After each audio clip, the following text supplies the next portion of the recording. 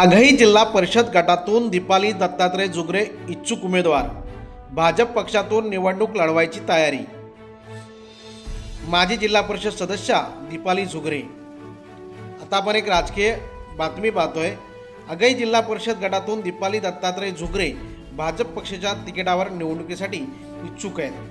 आघाई जिल्हा परिषद गटातून दीपाली दत्तात्रय जुगरे या भारतीय जनता पक्षाच्या तिकिटावर जिल्हा परिषद निवडणूक लढवण्याच्या तयारीत आहेत।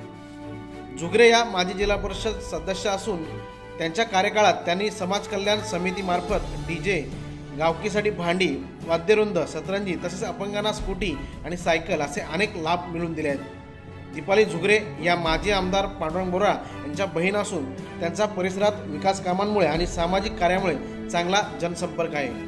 आगामी निवडणुकीत त्या भाजप पक्षाच्या उमेदवार म्हणून पुढे येत आहेत। ग्रामीण विकासासाठी पुढे काम करण्याची त्यांची तयारी आहे। स्थानिक पातळीवर महिलांमध्ये आणि युवकांमध्ये जुगरे यांना चांगला पाठिंबा मिळत असून आगामी जिल्हा परिषद निवडणुकीत त्यांचा उमेदवार म्हणून विचार होण्याची दाट शक्यता आहे।